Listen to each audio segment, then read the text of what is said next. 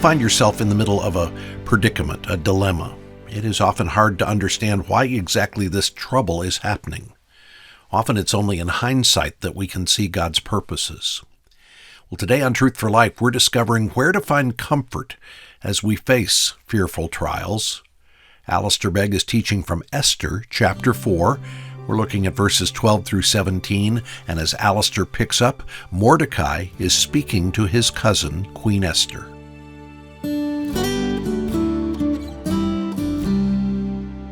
You see what Mordecai is saying here?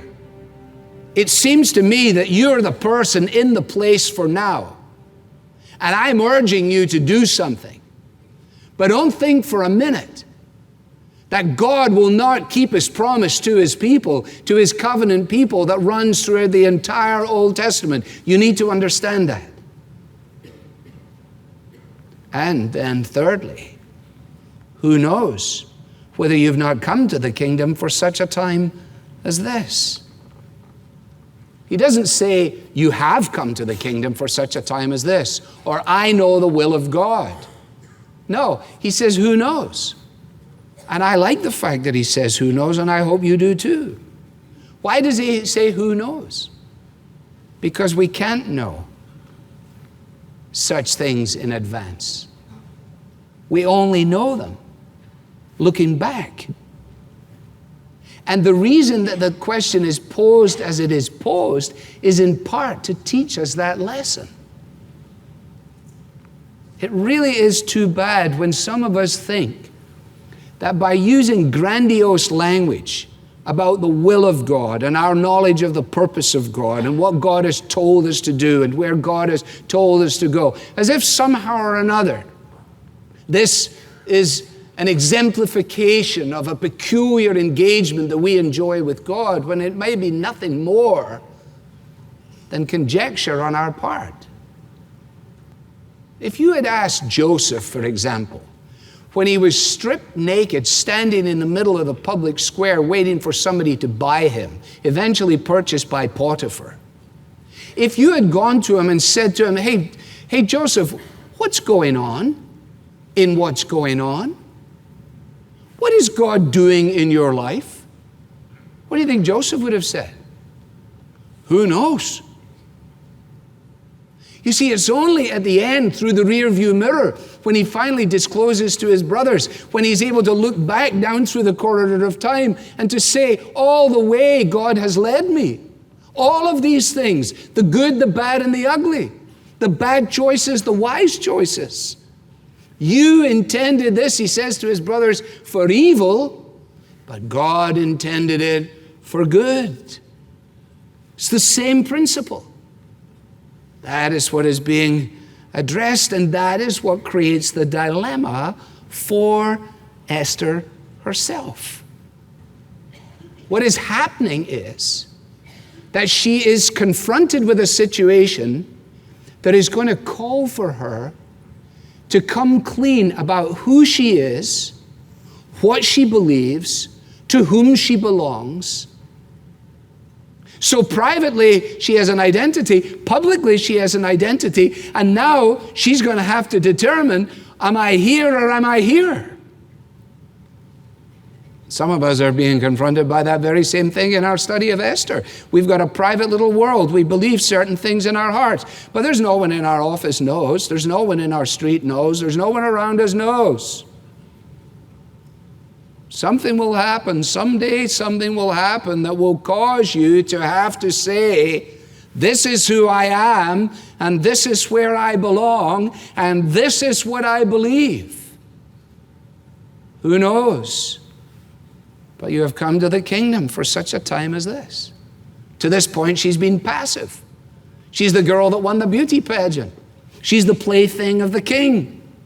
Her true identity concealed for 5 or 6 years. And now she's going to be flushed out, not as a result of God intervening with a burning bush, a miraculous sign, a dramatic voice from heaven, but a question from her cousin. A question from her cousin. Like a note from a friend, like a call from your mom, like an intervention by your business colleague, like someone who just says to you, hey. And in that moment, We're either staying on the fence, we're getting off this side of the fence, or off on this side of the fence. We're going to come out of the shadowlands between our two worlds. That's the dilemma. Choose you this day whom you will serve. Who are you going to serve? The decree, the dilemma, and finally, the decision. There has to be a decision. And there is a decision. And here in verse 15, it moves from passive to active. Now Esther is up and about and doing. Up to this point, Mordecai has been sending the instructions largely. She's been responding. She's been in the response mode, but now she's in the directive mode. Go, gather all the Jews to be found in Susa. Wow. What are you going to do? Well, we're going to fast for 3 days. And I'm going to fast with them as well, and my young women are going to fast with them too. In other words, we discover that she has made a decision. She's absolutely committed. She's committed. Maybe she had recalled the fast in Nineveh, which went for 3 days for the proclaiming of the good news in that place, whatever. This is not a mourning fast because of the predicament. This is a fast to say, oh God, we're really serious about this, and we have a really serious problem, and we're on the eve of destruction, and apparently I have to do something, and I don't want to just go into the king here just willy-nilly. I don't want to stumble into his presence. I don't want to go in on the basis of how cute I am. I don't want to go in the basis of who I have been. I only want to go in there on the strength of who you are and what you want. Committed. Connected. It's not a solo deal. I'm the one going in, but you're the ones who are fasting. I'm the one that has to go and say the thing, but I'm not going on my own. It's not on my own strength. It's not on my own ability. We're going to do this together. And I am not only committed and connected, but I am consecrated. I'm giving myself up to the will of God. Notice, if I perish, I perish. I'll go to the king, though it's against the law, because there comes a point where the law of God, the demand of God, supersedes the laws of man. Read Acts chapter 4. Judge for yourselves whether it's right for us to obey you or to obey God. We're going to obey God. I must obey God here. Therefore, I put my life at risk. What has she come to? She's come to the point where she understands. She's made a decision. It's not necessary for me to live, but it is necessary for me to do my duty. I don't have to live, but I do have to do what I have to do. And so if I perish, I perish. She places herself in the hands of providence. She knows the risk that's involved. She's prepared for the worst. She hopes for the best. There's a great common sensibility about it, isn't there? There's no sort of peculiar drama. You see her wrestling.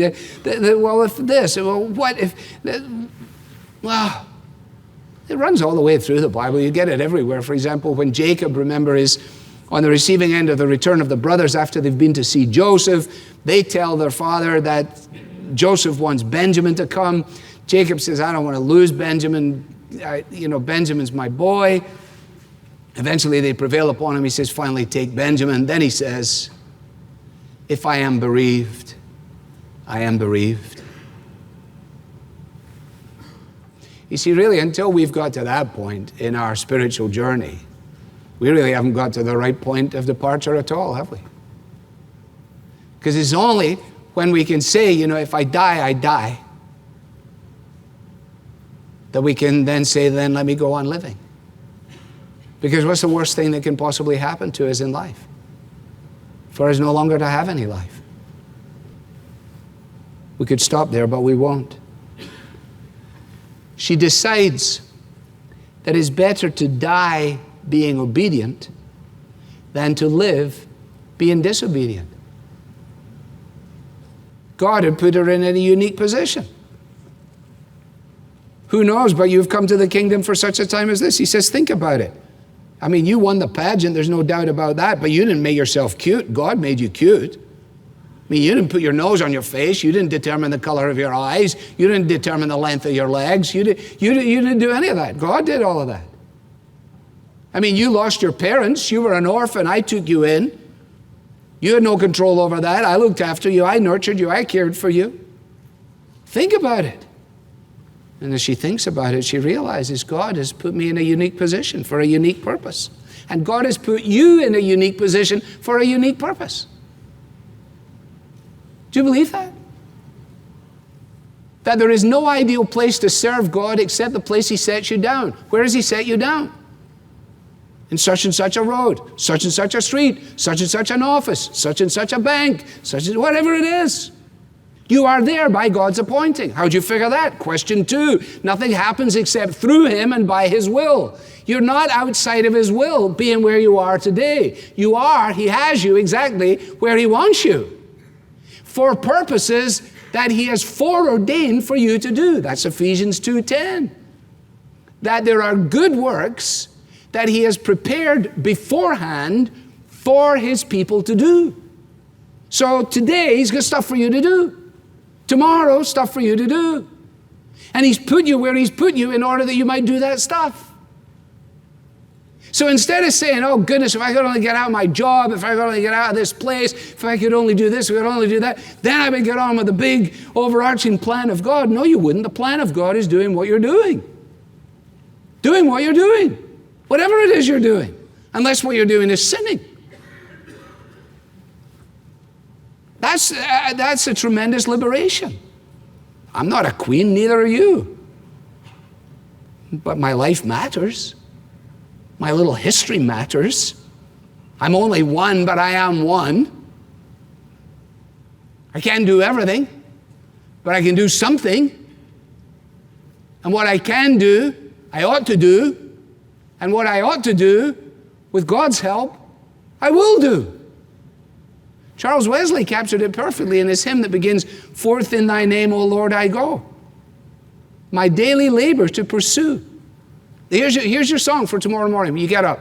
This is going, wah, wah, wah, wah, wah. You go, oh no. Right? That's the first reaction. No. Then you go, okay. Forth in thy name, O Lord, I go. My daily labor to pursue. Thee, only thee, resolve to know. In all I think or speak or do. The task thy wisdom hath assigned. O let me cheerfully fulfill. In all my works thy presence find, and prove thy good and perfect will. So you see, this transmutes sweeping up a floor into divine activity. Who knows? But you have come to the kingdom for such a time as this. Now let me finish in this way. 2 ways, actually. First of all, by asking you to consider how radically different this perspective is from the perspective of our surrounding culture. In other words, when we realize this morning that in the intersection of life and faith, we declare the core convictions of our lives, so that okay, this is a big, vast history involving the people of God and Esther and all those people. But I have a little history, and so do you. My little life has twists and turns. Our shared community experience here is full of disappointments and failures and advances and declines and cancers and compromises and delights and divorces. And in all of that, God's saving, keeping purpose is at work. Thus allowing us to put our heads on the pillow at night because providence is a soft pillow, and allowing us to waken up in the morning to say, okay, forth in thy name, O Lord, I go, my daily labor to pursue. Do you realize what an amazing apologetic that is in our generation? There was an interesting piece. I wonder, did you see it? The Disquiet of Ziggy Zeitgeist? I shouldn't ask that question anymore. I learned that last time. But I've been holding on to this, and I'm glad I did, because it absolutely, when I went back and looked for it, I said, this is even more perfect than I realized. I always tell young guys, you tear stuff out, you file it, you keep it. You don't go looking for illustrations on a Saturday night. You have all your illustrations. The living of life is your illustration. They will be there as you need them. So I thought, I wonder if Ziggy's is a help to this. So I went, and here's the opening line. For the first time in my 72 years, I have no idea what's going on. Oh, I said, this is even better than I remembered. Because where did we start? Esther confronts us with the question, what's going on in what's going on? Henry Allen writes this piece as a journalist of some time, acknowledging the fact that the stabilizing elements of culture, the zeitgeist of life, the spirit of the age, that he has been able to mark and modulate throughout his journalism career, seems to have lost all of its footings. So, for example, he makes statements like this. We now have individualism, but we have no privacy. We are all outsiders with no inside to be outside of. We've lost our sense of possibility. There's no arc, no through line, no destiny. As British soldiers sang in the trenches of World War I to the tune of Auld Lang Syne, we're here because we're here, because we're here, because we're here. No arc, no destiny, no significance, except in the moment. Says the journalist, I don't know what's going on. I doubt that anyone does. Like most people, I used to think the world would go on the way it was going on, with better medicine, the arrival of an occasional iPad or an earthquake, but that was when I knew what was going on. I worry that reality itself is fading like the Cheshire Cat, leaving behind only a smile that grows ever more alarming. What a strange time to live in America. This is our world, a world in which our brightest and our best put up their hands and say, what's going on? And what's going on? And who knows, but you have come to your office, come to your school, come to your friends for such a time as this. That was my PS. This is my PPS. Decree, dilemma, decision. This story is about a decree. We saw that, right? A decree that would bring about the destruction of the Jews. So alarmed was Mordecai that he sought for a mediator to intervene so that what had been decreed would not be experienced. That ought to make us think. Because the King of the universe has also made a decree. The soul who sins will die. Physical death combined with spiritual death means eternal death. That's the decree. Here's the dilemma. We have all sinned and come short of the glory of God. We have all broken God's law. None of us can use God's law as a mechanism to climb up into the safety of His presence. If we are not forgiven in this life, we will be lost forever. And the problem we face is not what the culture says. The culture says, now don't listen to Begg or any of those crazy preachers who tell you bad things. Don't let them tell you those kind of things. You know that the problem is not inside of you. That's what our culture says. It's not your problem. It's a problem that is outside of you. And the answer to all these problems that are outside of you, you will be able to answer if you look inside you. The Bible says no. The problem is actually inside you. And the only answer to what's going on inside you is if you look outside you.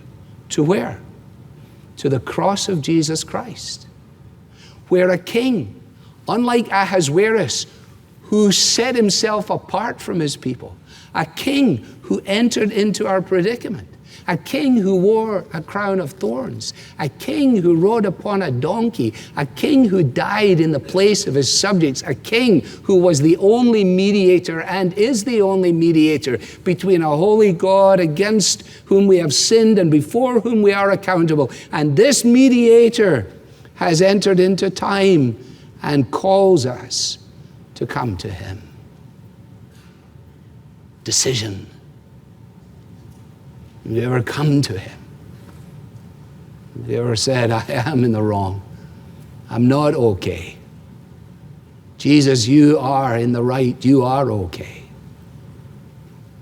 Somebody said to me the other day when I said I fancied the idea of having a cemetery in the property here. They said, a cemetery? Why would you have a cemetery? I said, so that we could think about dying. He said, how strange to think about dying. I said, well, you're going to die, aren't you? He said, yes. I said, and what provision have you made for that eventuality? He just looked down at the ground. He has made none. What provision have you made? The decree is against you. You stand condemned. The dilemma is undeniable. The decision is yours. And when we resolve that, it changes not only today, tomorrow, but all of our tomorrows.